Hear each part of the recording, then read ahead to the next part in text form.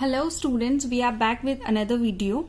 Today we are going to discuss reverse charge mechanism, a concept of GST. Reverse charge mechanism का basically मतलब ये होता है कि forward charge mechanism and reverse charge mechanism दो mechanism होते हैं. फॉरवर्ड चार्ज मैकेनिज्म जहां पर सप्लाई के अंदर supplier will be liable to pay tax to the government, लेकिन रिवर्स चार्ज मैकेनिज्म के अंदर जहां पर रिसिपिएंट लाइबल होता है to pay the tax to the government. And for that purpose he has to obtain registration also. 9 subsection 3 subsection 4 of CGST Act and 5 subsection 3 and subsection 4 of IGST Act talks about the reverse charge mechanism.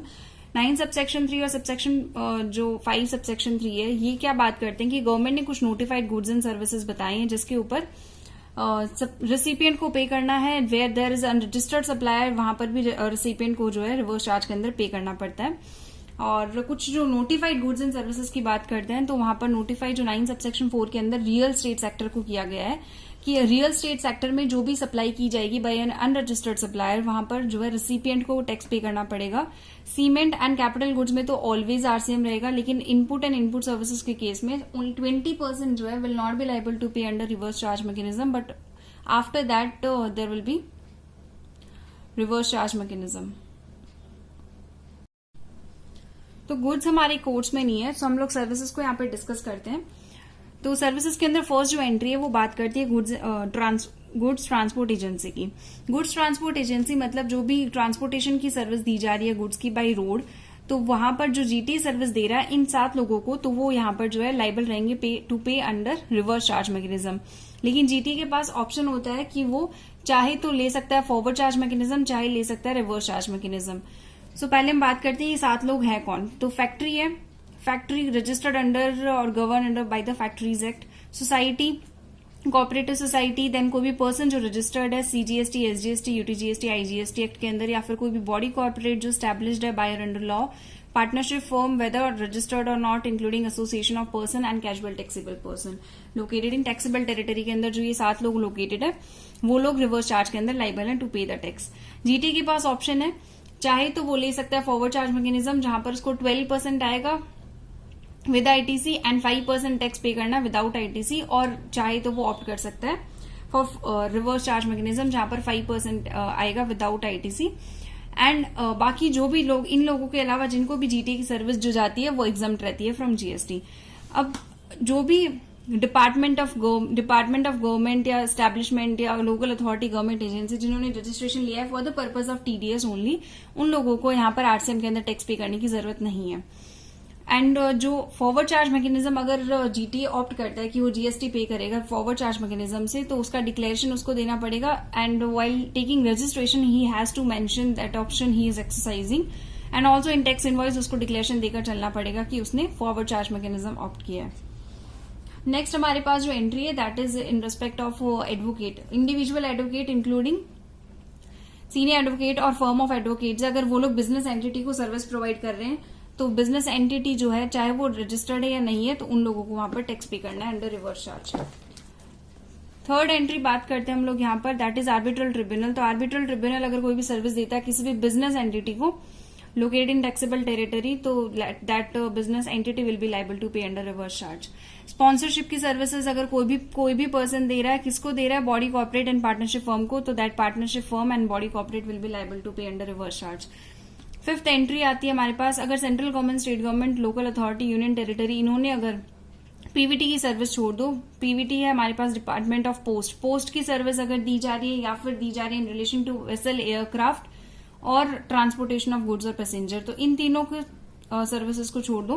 बाकी अगर central government, state government, union territory अगर provide करिए किसी business entity को, चाहे वो registered है या नहीं है, तो वहां पर वो बिजनेस एंटिटी को टैक्स पे करना है अंडर रिवर्स चार्ज.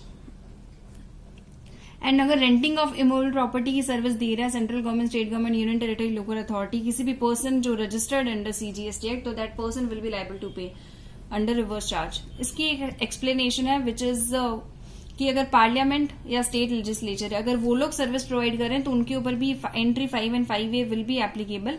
इसमें नवंबर 23 के लिए कोर्ट और ट्रिब्यूनल भी ऐड कर दिया गया है कि अगर कोर्ट और ट्रिब्यूनल भी ये सर्विसेज दे रहे हैं तो वहां पर बिजनेस एंटिटी या फिर जो पर्सन रजिस्टर्ड है in respect of renting of property तो वो लोग लाइबल रहेंगे. नेक्स्ट एंट्री हमारे पास है that is renting of residential dwelling. अगर रेजिडेंशियल ड्वेलिंग की रेंटिंग की बात करते हैं, किसी रजिस्टर्ड पर्सन को दी जा रही है, तो वो रजिस्टर्ड पर्सन है, उसको पे करना है। तो इसका हम अगर क्लासिफिकेशन देखें for registered person, unregistered person, residential dwelling की बात करते हैं। सो रजिस्टर्ड पर्सन को चाहे वो कमर्शियल पर्पस के लिए यूज कर रहा है, चाहे रेजिडेंशियल पर्पस के लिए यूज कर रहा है, उसको हमेशा टैक्स पे करना है under the reverse charge mechanism. But for unregistered person की अगर बात करें, तो अगर कॉमर्शियल पर्पस के लिए यूज कर रहा है तो वो फॉरवर्ड चार्ज के अंदर पे करेगा, एंड अगर यहाँ पर अगर यूज हो रहा है फॉर द रेजिडेंशियल पर्पस, तो इन दैट केस वो एग्जम्प्ट रहेगी फ्रॉम जीएसटी। नेक्स्ट हम बात करते हैं कि प्रोजेक्ट, कंस्ट्रक्शन प्रोजेक्ट, अगर कंस्ट्रक्शन अंडर कंस्ट्रक्शन प्रॉपर्टी को अगर आपने ऑलरेडी सेल कर दिया है, तो इन दैट केस तो आपका जो transfer of development right and floor space index है वो एग्जम्प्ट रहेगा फ्रॉम जीएसटी। बट अगर अंडर कंस्ट्रक्टेड प्रॉपर्टी को आपने ट्रांसफर नहीं किया एंड कंस्ट्रक्शन कंप्लीट हो गया, इन दैट केस प्रमोटर जो है वो यहाँ पर आरसीएम के अंदर टैक्स पे करेगा।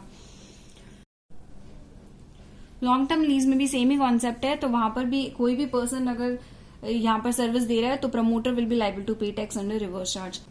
कोई भी अगर डायरेक्टर है ऑफ कंपनी और body corporate, that company and body corporate will be liable to pay tax. And then insurance agent की अगर कोई सर्विस दे रहा है, तो that person carrying on the insurance business located in taxable territory, तो वो पर्सन जो है जो इंश्योरेंस बिजनेस कैरी कर रहा है, that person will be liable to pay under reverse charge.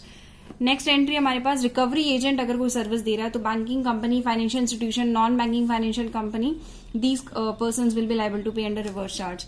Next entry है अगर कोई म्यूजिक कंपोजर, फोटोग्राफर, आर्टिस्ट और इस तरह की कोई सर्विसेज अगर है, तो वहां पर म्यूजिक कंपनी, पब्लिशर या फिर पर्सन जो लोकेटेड है टैक्सेबल टेरिटरी के अंदर, that person will be liable to pay. But author के लिए एक यहाँ पर ऑप्शन है that he wants to pay, if he wants to pay then he can pay for 1 year. उसको एक डिक्लेरेशन यहाँ पर फाइल करनी पड़ेगी and then he can not avoid that declaration, he has to pay under that declaration. तो उसको for period of 1 year उसको option दिया जाएगा from the date of exercising of option, कि वो चाहे तो अपना फॉरवर्ड चार्ज के अंदर पेमेंट कर सकता है। देन हमारे पास नेक्स्ट एंट्री की अगर मेंबर्स ऑफ ओवरसीज कमिटी है, आरबीआई ने एक कमिटी कॉन्स्टिट्यूट कर रखी है, उसके मेंबर्स ने जो सर्विसेज दी आरबीआई को, तो RBI will be liable to pay under reverse charge. Next हमारे पास यहाँ पर है कि इंडिविजुअल डायरेक्ट सेलिंग एजेंट, जो इंडिविजुअल डायरेक्ट सेलिंग एजेंट है अगर वो सर्विसेज दे रहे हैं बैंकिंग कंपनी को, नॉन बैंकिंग फाइनेंशियल इंस्टीट्यूशन को, तो बैंकिंग कंपनी और नॉन बैंकिंग फाइनेंशियल इंस्टीट्यूशन को यहाँ पे आरसीएम के अंदर पे करना है। डायरेक्ट सेलिंग एजेंट वो होते हैं जो बिजनेस लेकर आते हैं for the banking company and non banking financial companies.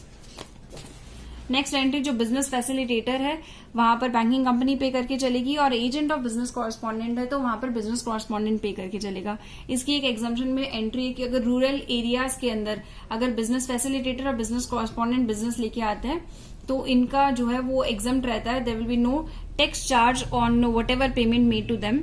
और यहाँ पर बता रखा है कि जो बिजनेस फैसिलिटेटर है और बैंकिंग कंपनी, उसका जो टैक्स होगा that will be paid by the, वो सिर्फ रूरल एरिया के लिए, बाकी जो अदर देन जो रूरल एरिया के ट्रांजैक्शंस रहेंगे फॉर दैट यहाँ पर बैंकिंग कंपनी और अगर एजेंट है बिजनेस कॉरेस्पॉन्डेंट का तो बिजनेस कॉरेस्पॉन्डेंट पे करके चलेगा।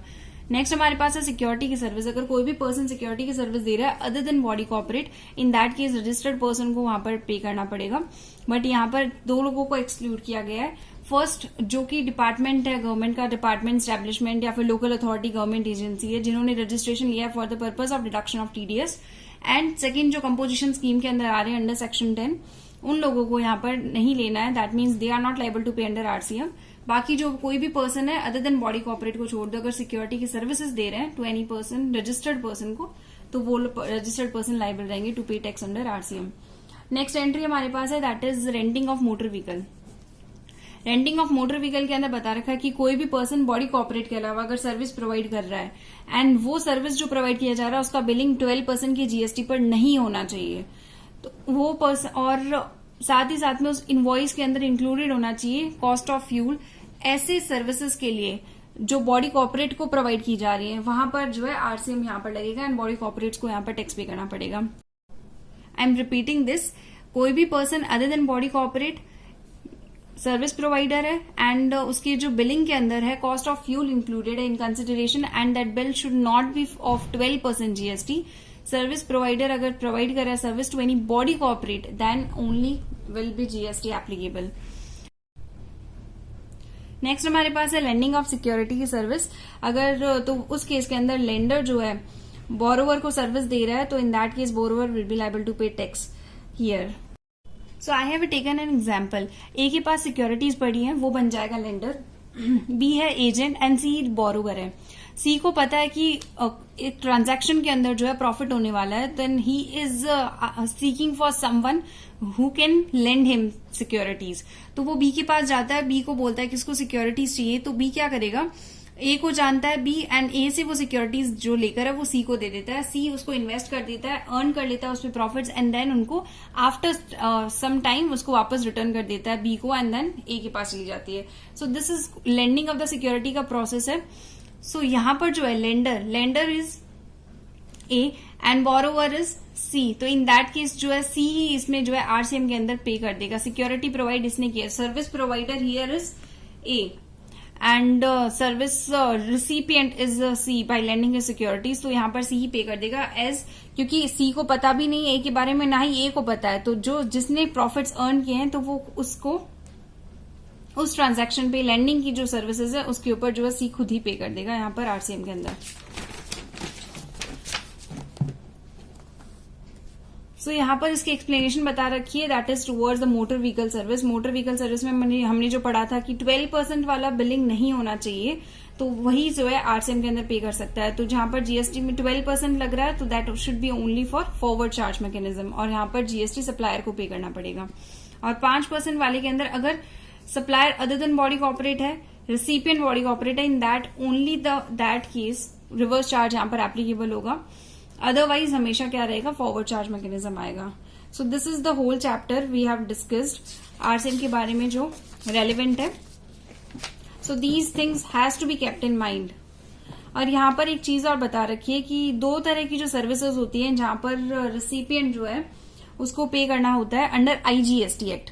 आईजीएसटी एक्ट के अंदर यहाँ पे बता रखा है कि अगर कोई भी सर्विसेज यहाँ पर ले रहा है from a non-taxable territory, service provider is from non-taxable territory and service recipient is in taxable territory except OIDAR की सर्विस, that is ऑनलाइन जो recipient non-taxable ऑनलाइन recipient की जो सर्विस है उसको छोड़ दो। बाकी जो सर्विसेज है उस केस के अंदर रिसिपिएंट लायबल होगा पे करने के लिए, क्योंकि ओइडार की सर्विस एक ऐसी सर्विस होती है जहां पर सप्लायर जो लायबल होता है to pay the tax. And second जो है ट्रांसपोर्टेशन की सर्विस। अगर आपने नॉन टैक्सेबल टेरिटरी से कोई भी अगर ट्रांसपोर्टेशन की सर्विस लेता है विच अंडर कस्टम्स एक्ट के अंदर जब गुड्स को इम्पोर्ट करते हैं, तो वो जो उसके ऊपर जो फ्रेट वगैरह पे किया जाता है तो that will be also by the importer, under customs act के अंदर बता रखा है, तो वहां पर रिसिपिएंट पे करता है। This is the whole RCM.